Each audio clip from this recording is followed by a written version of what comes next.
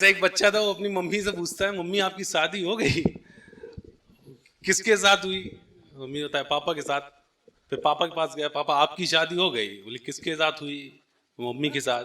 बोले आप लोग बढ़िया हो, घर ही घर में शादी कर ली। एकदम से सर्दी बहुत पड़ रही है, तो बोली अच्छा कांग्रेस के टाइम में नहीं पड़ती थी क्या?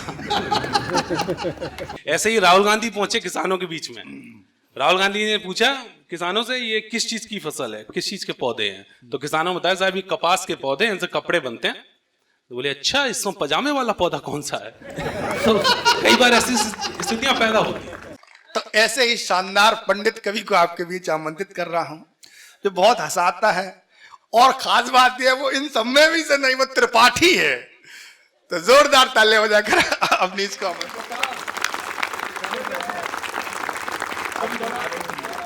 ऐसा एक बच्चा था, वो अपनी मम्मी से पूछता है, मम्मी आपकी शादी हो गई? किसके साथ हुई? मम्मी होता है पापा के साथ। फिर पापा के पास गया, पापा आपकी शादी हो गई? बोले किसके साथ हुई? मम्मी के साथ। बोले आप लोग बढ़िया हो, घर ही घर में शादी कर ली। देखो बच्चे को पूरा समझ में आ रहा है। मैं 4 पंक्तियां पढ़ता हूं, मैं हिंदी के चरणों में यहां से अपने काव्य पाठ की शुरुआत करता हूं, अक्सर यहां पे भी शुरुआत करता हूं।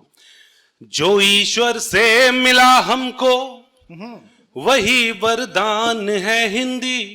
वाह। जो ईश्वर से मिला हमको वही वरदान है हिंदी। सहज सुंदर सरल निर्मल बड़ी आसान है हिंदी। पढ़ो तुलसी को मीरा को कबीर रस खान को पढ़ना। पढ़ो तुलसी को मीरा को कबीर रस खान को पढ़ना। ये खुद ही जान जाओगे कि हिंदुस्तान है हिंदी। ये खुद ही।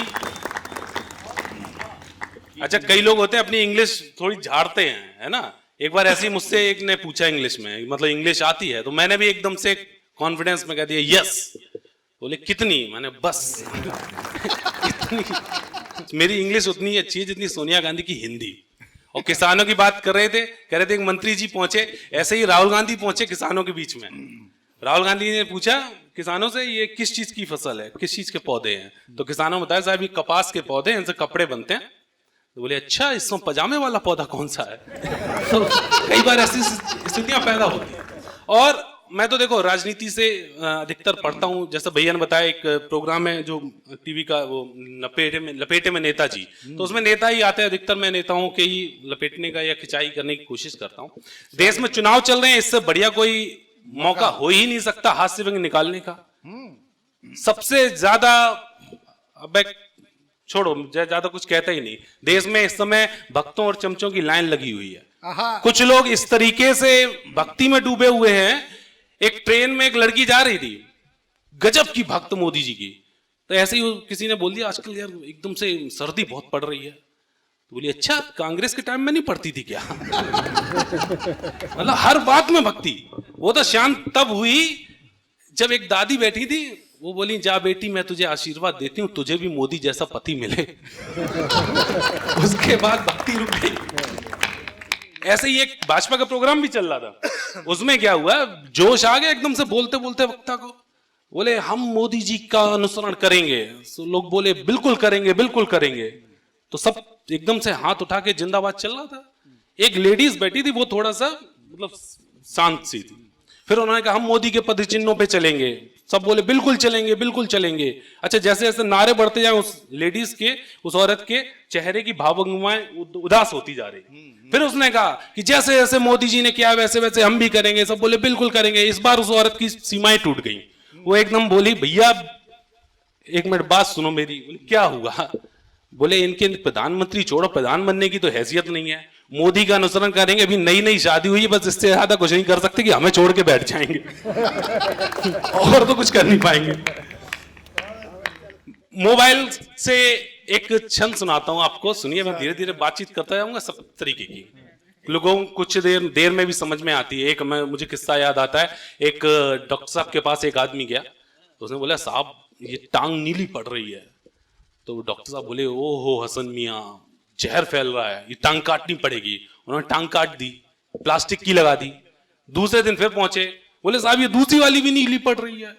बोले ओहो हसन मियां, जहर बहुत तेजी से फैल रहा है, दूसरी टांग भी काटनी पड़ेगी। दोनों काट दी, दोनों प्लास्टिक की लगा दी। एक दिन बाद, 2 दिन बाद फिर वो आ गया।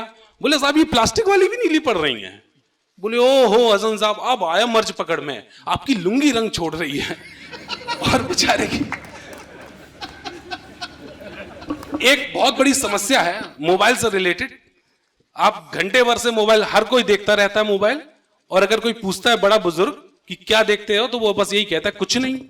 ये सभी के साथ होता है, और जितने भी नए लड़के हैं उनको बड़े बुजुर्ग परेशान करते होंगे, ये बात भी कंफर्म है कि दिन भर मोबाइल में लगे रहते हो।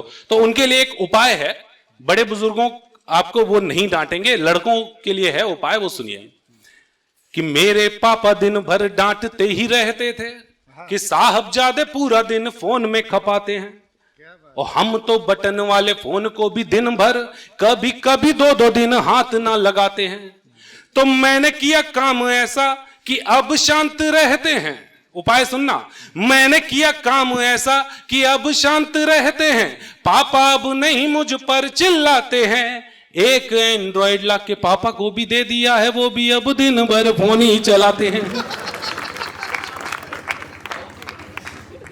अच्छा, मोबाइल से बढ़ो, टीवी पे आओ। टीवी पे कुछ ऐसे कार्यक्रम होते हैं जो आपको मतलब परेशान कर देते हैं अगर देखते हैं। मैं देखो, एक बागवान फिल्म आई थी, सभी लोगों ने देखी होगी, सब लोगों ने देखी है यहां पर। उसमें अमिताभ बच्चन को इतना मजबूर दिखाया गया, और सलमान खान को इतना संस्कारी। अगर जरा सी कोई बात हो जाए तो पिताजी तुरंत बागवान के अमिताभ बच्चन बन जाते हैं। और सलमान खान को देखो इतना संस्कारी कि उन्हें देख के शर्म लगती है। तो ऐसा ही एक वाक्य हुआ, क्या घटनाक्रम रहा वो सुनिए, आपको पूरा आनंद आएगा। स्वागत कि एक दिन हम और पापा दोनों बैठकर आ रही थी फिल्म बागवान देख रहे थे। अमित जी मजबूर और सलमान संस्कारी, पापा हुए भावुक और हम झेप रहे थे। एड आया, पोल खुली, बाप और बेटे की भी। एड आया, पोल खुली, बाप और बेटे की भी।